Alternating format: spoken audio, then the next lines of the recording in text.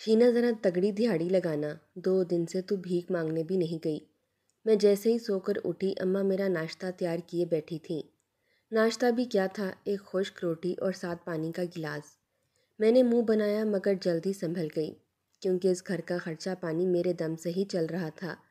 अब अगर ये सब खाने को मिल रहा था तो इसमें मेरा ही कसूर था। 2 दिन से मैं बुखार में रही थी, मगर आज भी न जाती तो रात को फाका ही करना पड़ता। मैंने चुपचाप खाना शुरू कर दिया तो अम्मा मेरे करीब ही बैठ गई और मुझे हवा करने लगी। मैंने एक नज़र अपनी अम्मा पर डाली तो गम की लहर मेरे अंदर सरायत कर गई। अम्मा का चेहरा झुर्रियों से भरा हुआ था और वो बिल्कुल सूख कर कांटा हो चुकी थी। सारी उम्र अम्मा ने भीख मांग मांग कर ही मुझे पाला पोसा था। अब मेरी बारी थी इसे पालने की।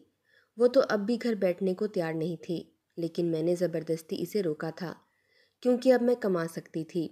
जो लोग कहते हैं कि भीख मांगना या भिखारी होना बड़ी अमीरी की बात है, तो ये बात बिल्कुल गलत थी। हमारे इलाके में कलीली भिखारी रहते थे, क्योंकि यहाँ बहुत कम भीख मिलती थी। एक तो गांव था, ऊपर से यहाँ रहने वाले खुद गरीब थे, सो वो अपना पेट भरते या इन भिखारियों का, जिनसे इनका कोई ताल्लुक नहीं था।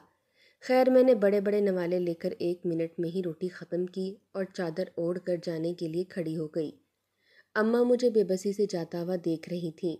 जैसे ही मैं दरवाजे से बाहर निकलने लगी, पीछे से इसने हाँक लगाई कि शीना, ख्याल रखना अपना। मैं सर हिलाकर बाहर आ गई, मगर मेरी आंखों में आंसू आ चुके थे, जिन्हें साफ करके मैंने चादर को ज़ोर से खुद के गिर्द लपेटा और चौक की जानिब कदम बढ़ा दिए, जहाँ बैठकर मैं मांगा करती थी। चौक में बैठे 3 घंटे हो चुके थे, मगर अभी तक एक भीख भी नहीं मिली थी। अब तो मुझे परेशानी होने लगी कि अगर ऐसे ही रहा तो एक फ़र्द की रोटी भी पूरी ना हो सकेगी। सो मैं वहाँ से परेशानी में उठकर थोड़ा आगे चली गई, तो वहाँ देखकर हैरान रह गई। चौक से थोड़ा आगे एक फ़कीर पड़ा हुआ था, जो देखने में बिल्कुल बेहोश मालूम हो रहा था। इसके चेहरे से राल टपक रही थी और जिस्म एकदम से मैला कुचैला था। मैंने खुद पर नज़र डाली तो मैं कदरे साफ़ सुथरी थी। इस फ़कीर के पास ज़मीन पर काफ़ी पैसे पड़े हुए थे, मगर इसे कोई होश होती तब ना। मैंने सोचा, ये कौन सा नया फ़कीर यहाँ आ गया है जो मेरी रोज़ी रोटी पर लात मारने की कोशिश कर रहा है। मैं धीरे धीरे चलती हुई इसके पास गई और हसरत से ज़मीन पर पड़े पैसों को देखने लगी। अचानक से ही इस फ़कीर ने आंखें खोल दीं और हाथ बढ़ाकर मेरी टांग पकड़ ली। मैं तो एकदम से डरकर सन्नाटे में आ गई और इसे पीछे धकेलकर खुद को छुड़वाने लगी, मगर इसमें बहुत ताकत थी। इसने एक झटके से मेरी टांग खींची और मैं धड़म से नीचे गिर पड़ी। उस वक्त मुझे शदीद खौफ महसूस हो रहा था, क्योंकि एक तो दोपहर का वक्त था और इर्द गिर्द भी कोई बंदा बशर दिखाई नहीं दे रहा था। सो मेरा डर फितरी था। मैंने हकलाते हुए इसे कहा कि छोड़ दो मुझे, वरना मैं सबको बता दूंगी तुम कोई शरीफ इंसान नहीं हो। मेरी धमकी पर इसे कोई भी असर नहीं हुआ। जब वो बोला तो इसकी आवाज़ धीमी थी, मगर लहजा एकदम से सख्त था। जब तुझे राज मिले तो वो राज ना लेना, छोड़ देना, गुमराह ना करना किसी को, वरना तेरे लिए एक बड़ी मुसीबत होगी, समझ रही है ना। और वो न जाने क्या कुछ बोल रहा था, मगर मेरी समझ में तो कुछ नहीं आ रहा था। मैं बस डरी हुई थी। जा, ले जा पैसे, ये सब तेरे हैं। मैं तो बस तुझे खबरदार करने आया था। बात मान जाना मेरी, अगर कोई खराबी की तो बड़ी दिक्कत उठाएगी। ले, पकड़ ले सब। इतना बोलकर इसने ज़मीन पर से वो सब पैसे उठाकर मेरी हथेली में थमा दिए और झटके से मेरा पैर छोड़कर उठकर खड़ा हो गया। मैं हैरानगी से इसे देखती जा रही थी, अलबत्ता कुछ बोलने की हिम्मत नहीं हो रही थी, या शायद मैं समझने की कोशिश कर ही रही थी कि मेरे साथ ये क्या हो गया। देखते ही देखते इस फ़कीर ने गांव से बाहर के रास्ते पर तेज़ तेज़ कदम उठाना शुरू कर दिए। मैं इसे रोकना चाहती थी, मगर मेरे हलक से आवाज़ ही नहीं निकल रही थी। चंद लम्हों में ही वो फ़कीर दूर होता होता दिखाई देना बंद हो गया। मैंने नज़रें मोड़कर अपनी हथेली पर देखा तो एक खौफ की लहर मेरे पूरे जिस्म में सरायत कर गई। वो पैसे जिन्हें मैं हसरत से देख रही थी, वो एक ही लम्हे में मेरे हो चुके थे और अब मुझे वो अपने हाथ पर भारी सिल की मानत महसूस हो रहे थे। मैं देख सकती थी कि इनका बोझ बहुत ज़्यादा है, लेकिन इस फ़कीर ने ये सब मुझे क्यों दे दिए? मैं तो इसे जानती भी नहीं थी। एक नया सवाल मेरे जहन में चलने लगा। شاید میں کہیں اور ہی کھو جاتی، مگر وہاں ایک دو لوگوں کی آمد نے مجھے میری سوچوں میں غرق ہونے سے روک دیا۔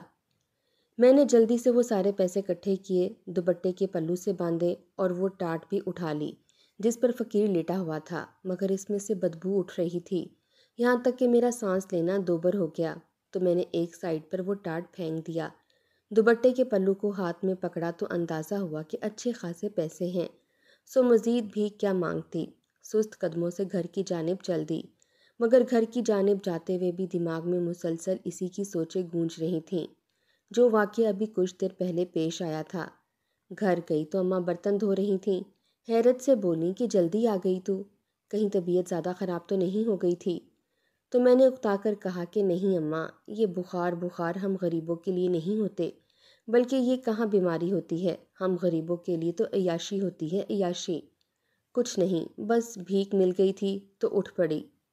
آخری جملہ کہتے ہوئے میں نے نظریں چرا کر کمرے میں لیٹی آمنہ پر ڈالی۔ وہ مجھے دیکھ کر مسکرائی، ساتھ ہی اس کے منہ سے رال ٹپکنے لگی، تو میں نے آگے بڑھ کر پاس پڑے کپڑے سے اس کا منہ اچھی طرح سے صاف کیا اور ساتھ ہی اس کے ماتھے پر بوسہ دے کر باہر آ گئی۔ اماں تو تھک گئی ہوگی نا اکیلی آمنہ کا دھیان کر کے؟ تو اماں مسکرا کر بولی، اپنے بچوں کا خیال رکھنے سے کوئی ماں تنگ نہیں ہوتی۔ مجھے احساس ہے تیرے ساتھ میں بڑی زیادتی کرتی ہوں، مگر کیا کروں، یہ پیٹ کا جہنم جو ہم ساتھ لیے پھر رہے ہیں، اسے بھی تو بھرنا ہے۔ میں نے ایک گھر میں بات کی ہے، صفائی ستھرائی کی، ادھر اگر صحیح معاوضہ مل جائے تو بس یہ کام چھوڑ دینا۔ اماں نے بڑے سبھاؤ سے یہ بات کی تو میں ایک پل کے لیے چپ کر گئی، مگر دوسرے پل ہی بول اٹھی، اماں رہنے دے، پہلے بھی تو نے لوگوں کے گھروں میں کام کرنا شروع کیا تھا نا، کیا بھول گئی ان اونچے گھر والوں نے کیا کہہ کر تجھے نکالا تھا؟ نے علاقہ اسی لیے بدلا تھا تاکہ عزت سے کما سکیں، مگر وہ لوگ ہی کیا جنہیں کسی کی عزت کی پرواہ نہ ہو۔ اماں تو چپ کر گئیں، مگر میرے اندر آگ لگ چکی تھی، سو چپ چاپ میں کمرے میں آمنہ کے برابر کی چارپائی پر آ کر دراز ہو گئی۔ میں سونا چاہتی تھی مگر ذہن تھا کہ ایک جگہ ٹک ہی نہیں رہا تھا، ماضی میں الجھا تھا۔ ہم دو بہنیں اور دو بھائی تھے، ابا کو تو کبھی دیکھا ہی نہیں، بقول اماں کے تمہارے ابا دور کام کرتا ہے۔ اب کتنی دور کام کرتا ہے یہ تو ہم نہیں جانتے تھے، البتہ بڑے ہونے پر پتہ چلا کہ اماں ابا کی دوسری بیوی ہیں۔ میری ماں نہایت خوبصورت عورت تھیں اور جھگیوں میں ہی رہتی آئی تھیں، وہی پیشہ جو اماں کے آباء و اجداد شروع سے کرتے آئے تھے، یعنی کہ بھیک مانگنا۔ اماں بھی وہی کام کرتی تھی۔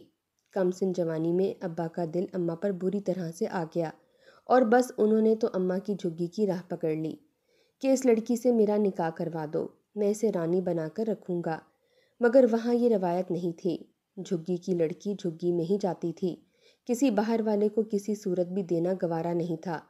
سو اماں کے والدین نے بھی صاف انکار کر دیا۔ جہاں ابا کا دل اماں پر آ چکا تھا، وہیں اماں بھی چپکے ابا کو دل دے بیٹھی تھی۔ بس پھر کیا تھا، ان دونوں نے وہاں سے بھاگ کر نکاح کرنے کا سوچ لیا۔ میرے ابا کسی جاگیردار گھرانے کے چشم و چراغ تھے، اور جیسے ان جاگیرداروں کا کسی پر بھی دل آ جائے تو وہ اسے حاصل کیے بغیر نہیں ٹکتا۔ یہی حال ابا کا تھا، مگر یہاں تو اب اماں بھی ان کی حامی تھیں۔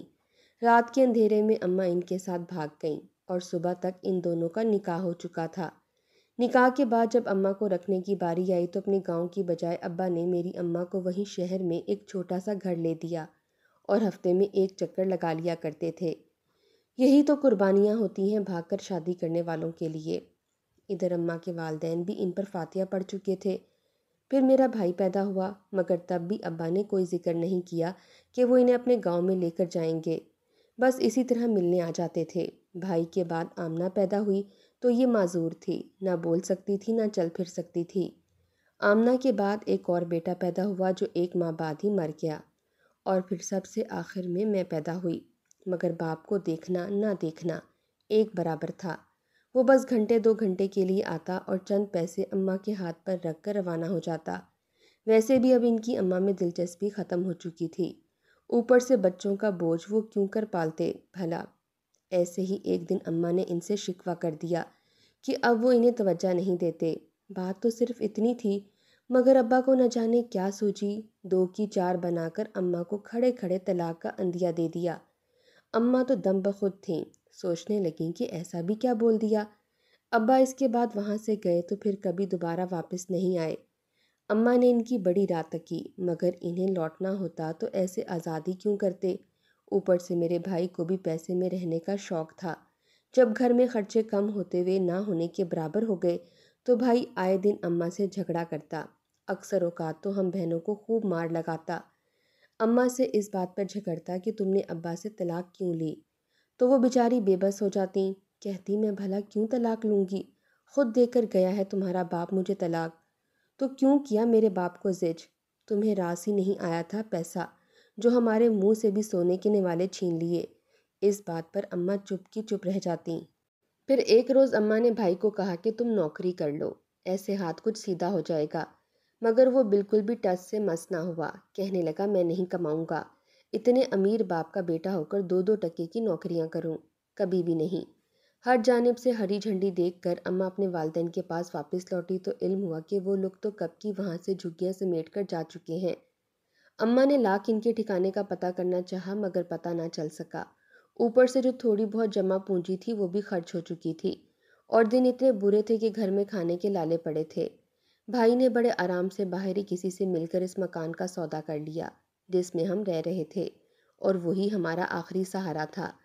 جب اماں کو حقیقت کا علم ہوا تب تک بھائی پیسے بھی لے کر جا چکا تھا، اور ایک روز ایسے ہی جس نے مکان خریدا تھا اس نے ہمیں باہر نکال کیا، تب بھائی نے اچھا بنتے ہوئے ایک کرائے کا مکان لے دیا۔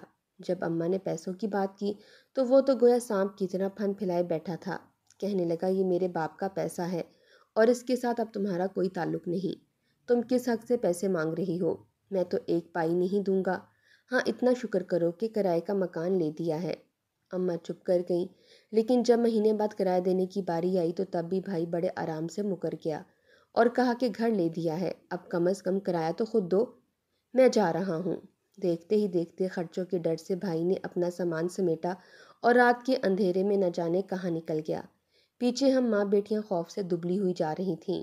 ایک رات گھر میں کھانے کو کچھ نہیں تھا تو آمنہ بھوک سے بلکنے لگی، جسے اماں نے بڑی مشکل سے چپ کروایا اور کہا کہ تم فکر نہ کرو، دیکھنا کل تمہیں بھوکا نہیں سونے دوں گی۔ میں نے پوچھا اماں کیا کرو گی؟ سارے پیسے تو بھائی اپنے ساتھ لے گیا۔ وہ میری بات پر خاموش رہیں اور کوئی جواب نہ دیا۔ میں بھی چپ کر گئی، مگر یہ بات صبح کھلی کہ اماں اپنا جدی پشتی کام کرے گی، یعنی بھیک مانگے گی۔ میں حیرت سے پریشان تھی۔ اماں سے پوچھا کہ تم بھیک ہی کیوں مانگو گی، اور بھی تو 100 طرح کے کام ہیں، ان میں سے کوئی کام کر لو، تو وہ کہنے لگیں کہ ان 100 طرح کے کاموں کی مزدوری مہینے کے بعد ملے گی، اور میری اولاد آج بھوکی بیٹھی ہے، ویسے بھی پہلے اپنے والدین کے لیے مانگا کرتی تھی، اب اگر تم لوگوں کے لیے مانگ لوں گی تو کیا برائی ہے، بس مجھے نہ روکنا، مجھے اب کسی صحیح غلط کا نہیں پتہ۔ میں چپ کر گئی، ویسے بھی سارے حالات میرے سامنے تھے۔ اماں گھر سے چلی گئیں اور جاتے جاتے مجھے آمنہ کا خیال رکھنے کی تاکید کی، ساتھ ہی دروازہ بھی بند رکھنے کا بول دیا۔ شام کو اماں گھر لوٹیں تو اس کے ہاتھ میں راشن کے تھیلے پکڑے ہوئے تھے، جو دیکھ کر ایک جانب تو سکون اترا مگر دوسری جانب میرے دل میں بھائی اور ابا کے لیے بہت سی بد دعائیں بھی آئیں۔ اس شام ہم نے کھانا کھایا تو ہم تینوں کی آنکھوں میں آنسو تھے، اور ہم ایک دوسرے سے نگاہیں چراتے ہوئے چھوٹے چھوٹے نوالے لینے لگے۔ پھر اس کے بعد یہی معمول تھا کہ اماں بھیک مانگنے جاتی اور میں آمنہ کے ساتھ گھر پر ہی رہا کرتی تھی۔ سارا دن ڈرتے ہوئے گزار دیتی تھی، ایسے میں بھائی کے بھی کسی ٹھکانے کا بھی نہیں پتہ تھا۔ کرتے کرتے تقریباً سال بھر ہو گیا اور ہمارے گھر کے حالات بھی قدرے بہتر ہو گئے۔ ایسے میں ایک روز بھائی آ گیا اور پھر سے مشکلات نے ہمارے گھر میں ڈیرے جما لیے۔ وہ سارا دن چارپائی پر لیٹا رہتا، شام کو جیسے ہی اماں بھیک مانگ کر آتی ان سے سارے پیسے ہتھیا کر اپنی جیب میں ڈال لیتا اور باہر نکل جاتا۔ خدا جانے وہ نشے پر لگ گیا تھا یا جوا کھیلنے لگا تھا، بس اتنا معلوم ہے کہ 2 کی بجائے اب 1 مرتبہ روٹی بننا شروع ہو گئی تھی۔ گھر میں اس روز اماں نے بھائی کو پیسے دینے سے منع کر دیا، تو اس نے جو جمع پونجی اماں نے میرے بیاہ کے لیے سنبھال کر رکھی تھی وہ چرا لی، اور ایک مرتبہ پھر سے منظر سے ہٹ گیا۔ ہم نے شکر کیا کہ کم از کم اس بہانے سے اس نے جان چھوڑ دی۔ اماں نے کچھ ماہ اور بھیک مانگی، اور اس کے بعد میں نے بڑی مشکل سے اماں کو منع کر دیا کہ وہ بھیک نہ مانگے، ہم دونوں مل کر کما لیں گے، لیکن اس علاقے میں کام کاج ممکن نہیں تھا، کیونکہ سب لوگ ہی ہمیں بھکاری جانتے تھے۔ ہم نے وہ علاقہ بدل لیا اور نسبتاً کم رش والے علاقے میں آ گئے۔ کچھ جمع پونجی جو میں نے دوبارہ سے کی تھی اس کا ایک گھر خرید لیا، جو محض 1 کمرے اور 1 واش روم پر مشتمل تھا۔ کچا سا گھر تھا جس کی چھت برسات میں بالکل برسات کی مانند ہی ٹپکتی تھی، مگر اس گھر کا سہارا بھی بڑا تھا۔ کم از کم اس کرائے کے گھر اور ہر ماہ کے کرائے سے تو جان چھوٹ چکی تھی۔ یہاں آ کر اماں نے ایک دو گھروں میں صفائی ستھرائی کا کام شروع کر دیا۔ تنخواہ بھی بس صحیح تھی، مگر حلال تھی، یہی بہت تھا۔ میں بھی اکثر اماں کے ساتھ کام کرنے چلی جایا کرتی تھی۔ 3 ماہ تو صحیح سے گزرے، مگر پھر ایک روز کسی نے اماں کو دیکھ لیا اور جن کے گھر میں وہ کام کرتی تھیں انہیں بتا دیا کہ یہ عورت پہلے بھیک مانگتی تھی، ادھر فلاں جگہ پر مالکن نے بلوا کر اماں سے تصدیق چاہی، تو وہ بھلا انکار کرتی بھی تو کیوں؟ سو انہوں نے اقرار کر لیا کہ وہ واقعی میں ہی بھیک مانگتی رہی ہیں۔ اس بات نے تو ایک نیا طوفان برپا کر دیا۔ اس عورت کو پریشانی لگ گئی کہ اتنے دن سے میرے گھر میں ایک بھیک مانگنے والی کام کر رہی ہے اور مجھے علم نہیں تھا۔ بھلائی کا تو دور ہی نہیں رہا۔ اماں نے اسے کہا کہ میں پہلے مانگتی تھی مگر اب نہیں مانگتی، اب خود کما کر اپنے بچوں کو بھی کھلاتی ہوں۔ مگر اس عورت کے دماغ پر نہ جانے کون سی دھن سوار تھی، اماں کو گھر سے لے کر گلی میں چلی آئی اور پورا محلہ جمع کر کے وہ تماشا لگایا کہ بس اللہ پناہ دے، ہمارا خود کا گھر اسی گلی میں تھا۔ اس واقعے کے بعد اماں کو کام پر رکھتا کون؟ یہ نیا کام کون دیتا؟ لیکن ہر ایک کی زبان پر ہمارا چرچا ضرور ہونے لگا۔ پہلے میں باہر دکانوں وغیرہ تک چلی جاتی تھی، مگر اب یہ بھی مشکل تھا۔ ہفتہ بھر تو ہم بڑی مشکل سے رہے، مگر جب راشن اور آمنہ کی ادویات ختم ہونے لگیں تو میں نے اماں سے کہا کہ اب تم رہنے دو، میں جاؤں گی باہر۔ اماں نے حیرانی سے پوچھا کہ تمہیں کون کام دے گا؟ اگر ہم یہاں سے بھی کہیں اور چلے گئے تو پھر ایسے ہی کوئی اٹھ کر آ جائے گا جو ہماری حقیقت بتائے بغیر مرے گا نہیں کہ ہم بھکاری ہیں اور بھیک مانگتے رہے ہیں ماضی میں۔ اسی لیے بہتر ہے کہ یہی جو لوگ سمجھتے ہیں ہم بھی اسی طرح رہیں۔ بس میں اب بھیک مانگوں گی، دیکھتی ہوں کون مجھ سے بات کرتا ہے۔ اماں تو میرے بدلے انداز پر ہکا بکا تھیں۔ اس نے مجھے سمجھانے کی بڑی کوشش کی مگر میں نہیں سمجھی، کیونکہ مجھے سمجھنا ہی نہیں تھا۔ جب پیٹ کی آگ سمجھنے نہیں دے رہی تھی تو میں کیوں کر سمجھتی؟ بس اماں سے اہم باتیں پوچھ کر میں گھر سے نکل کھڑی ہوئی اور ادھر چوک میں جا کر ایک جگہ بیٹھ گئی۔ پہلے تو لوگوں نے مجھے حیرانگی سے دیکھا اور کانوں میں سرگوشیاں کیں، مگر میں بھی ڈھیٹ بنے انہیں نظر انداز کیے بیٹھی رہی۔ جب میرے قریب سے کوئی گزرتا تو ہاتھ بڑھا کر بھیک مانگ لیتی، کبھی کوئی مہربانی کر کے دے دیتا تو کبھی کوئی جھڑک دیتا۔ میں نے کسی کی بھی بات کا برا نہیں منایا، کیونکہ یہی تو حقیقت تھی اس کام کی۔ اگر بیٹھے بیٹھے تھک جاتی تو ادھر ادھر کھڑے ہو کر مانگنا شروع کر دیتی۔ اکثر اوقات تو لوگ ایسی باتیں بھی کر جاتے کہ کھڑے کھڑے ہی زمین میں گڑ جاتی۔ اوپر سے حسن بھی بلا کا تھا، اس لیے اماں مجھے باہر بھیجتے ہوئے ڈرتی تھیں۔ جب تک اچھی طرح کچھ پڑھ کر پھونک نہ مار دیتی اسے چین نہیں پڑتا تھا۔ ہفتے بعد تو اماں کی بس ہو گئی، اس نے مجھے منع کر دیا کہ شینو تو نہ جایا کر، میں خود ہی چلی جایا کروں گی۔ مگر میں نے بھی اماں کو صاف کہہ دیا کہ اب میں نکل کھڑی ہوئی ہوں تو کسی صورت پیچھے نہیں ہٹوں گی۔ اماں بیچاری چپ کر کے رہ گئیں، مگر شاید ابھی ہماری آزمائشیں ختم نہیں ہوئی تھیں جو ایک روز پھر سے بھائی ہمارے گھر چلایا۔ اس مرتبہ اماں نے اسے گھر میں داخل ہی نہیں ہونے دیا اور کہا کہ جہاں سے آیا ہے وہیں پر چلا جا، میں تجھے یہاں نہیں رکھوں گی۔ بھائی نے بڑی منت کی تو اماں نے کہا کہ محلے والوں سے بٹوا دوں گی۔ بالآخر اسے جانا پڑا، مگر جانے سے پہلے اس کے چہرے پر تحریر رقم تھی جو میں بڑی آسانی سے پڑھ سکتی تھی۔ وہ اندر ہی اندر کوئی فیصلہ کر کے پلٹا تھا جس سے میں ڈر گئی تھی، مگر اماں کو سمجھ نہیں آ رہا تھا۔ میں نے بھی آنے والے طوفان کو وقت کے سہارے پر چھوڑ دیا اور پرسکون ہو گئی کہ بھائی دوبارہ سے نہیں لوٹے گا، اور آج وہ فقیر والا واقعہ ہو گیا میرے ساتھ۔ اسی طرح سوچتے سوچتے میں کب نیند کی وادیوں میں اتر گئی، ہوش ہی نہیں رہا۔ میری آنکھ اگلی صبح کھلی۔ کل کی بھیک کے پیسے تو تھے، پھر میں نے آمنہ کو ساتھ لیا اور ہسپتال چلی آئی، جہاں ڈاکٹر نے بتایا کہ اس میں کچھ بہتری آ رہی ہے، ایک آپریشن ہے، اگر وہ ہو جائے تو آمنہ کی زندگی بچنے کے چانسز 50% ہیں، یعنی اگر کامیاب ہوا تو آمنہ بھی عام انسانوں کی مانند چل پھر سکے گی۔ یہ بات بڑی تقویت بخش تھی، مگر اس آپریشن پر جو خرچ تھا وہ کافی مہنگا تھا۔ ہم تو اپنا گھر بیچ کر بھی اس آپریشن کا آدھا بوجھ ہلکا نہ کر سکتے تھے۔ میں نے اماں سے بات کی تو وہ چپ رہ گئیں۔ آخر کو اس کا بھی ارمان تھا کہ بیٹی صحت یاب ہو جائے، مگر پیسہ پاس نہیں تھا۔ میں نے آمنہ کو گھر چھوڑا اور بھیک مانگنے چلی گئی۔ وہ کہتے ہیں نا، جب کوئی پریشانی یا مشکل آتی ہے تو ساتھ میں اپنا حل بھی لے کر آتی ہے۔ آج میں چپ چاپ ایک جگہ پر ہی بیٹھ گئی۔ نہ اٹھنے کا دل چاہ رہا تھا، نہ ہی کسی سے مانگنا اچھا لگ رہا تھا۔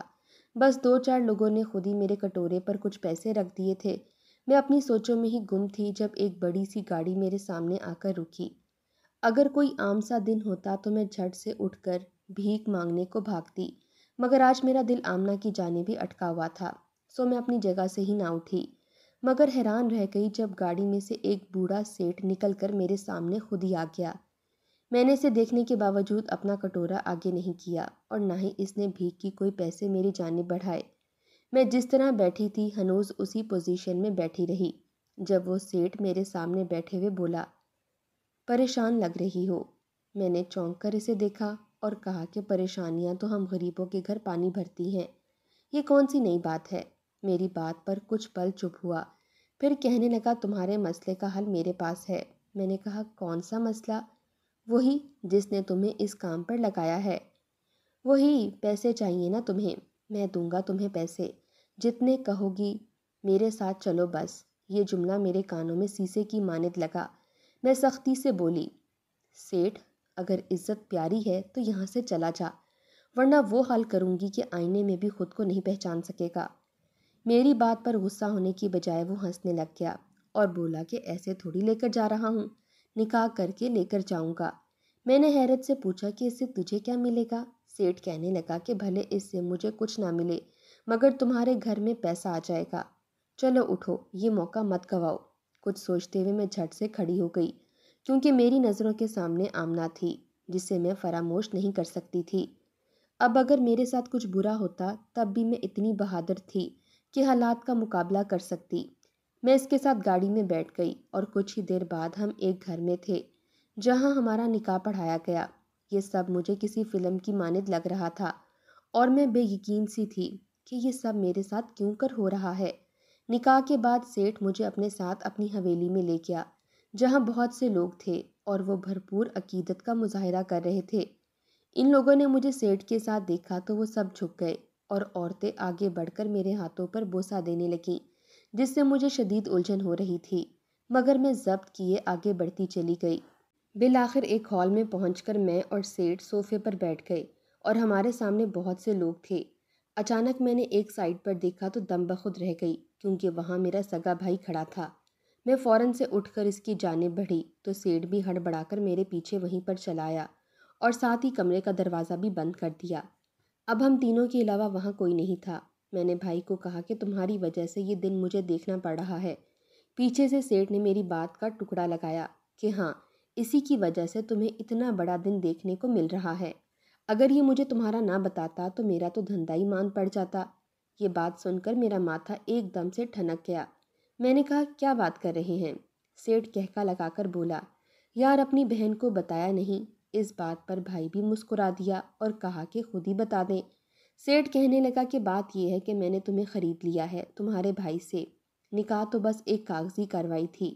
دراصل میری بیوی بڑی اللہ والی تھی، جسے دعا دیتی تھی قبول ہو جاتی تھی۔ پھر ایسا کرتے کرتے لوگوں نے اسے پیسے دینے شروع کر دیے اور اس اللہ والی نے مجھے سیٹھ بنا دیا، مگر افسوس 3 دن پہلے وہ مر چکی ہے۔ لیکن لوگوں کو تو نئی پیرنی چاہیے، تمہارا بھائی میرے پاس ہی ہوتا ہے، سو اس نے تمہارا خیال ظاہر کیا تو میں نے بس تم سے نکاح کر لیا۔ اب تمہارا کام بس صرف اتنا ہے کہ لوگوں کو دعا دیتی رہنا اور جھوٹی سچی کوئی بھی بات بنا دینا۔ یہ دھیان رہے کہ دھندا بند نہ ہو۔ یہ سن کر تو میں سکتے میں ہی آ گئی اور سوچنے لگی کہ کیا کوئی بھائی اس قدر بھی گر سکتا ہے کہ مذہب کے نام پر بنے کاروبار پر مجھے بیچ ڈالے۔ اسی وقت مجھے اس فقیر کی بات یاد آئی تو میرے رونگٹے کھڑے ہو گئے، یعنی وہ فقیر مجھے اس منافقت سے منع کر رہا تھا۔ فی الحال کچھ نہیں ہو سکتا تھا۔ میں نے سیٹھ کی بات پر حامی بھری اور کہا کہ شام کو مجھے گھر جانا ہے، میری ماں کو کچھ علم نہیں ہے۔ سیٹھ تو بڑا خوش تھا، اس نے مجھے ڈرائیور کے ساتھ گھر بھجوا دیا۔ میں نے رات رکنے کا کہا اور اسی رات اپنی ماں اور بہن کو لے کر ایک دوسرے شہر ایک سرائے میں ٹھہر گئی، کیونکہ جو بھی تھا میں حق حلال کی بھیک مانگ کر کھا سکتی تھی، مگر اللہ کے نام پر دھوکہ نہیں دے سکتی تھی۔ بھلے سے میرا نکاح ہو چکا تھا، مگر مجھے دوبارہ شادی کرنے کی کوئی چاہ ہی نہیں تھی۔ مجھے بس اپنے اس شیطانی صفت بھائی سے پیچھا چھڑانا تھا، جس نے نہ جانے کتنے پیسوں کے عوض مجھے بیچ کھایا تھا۔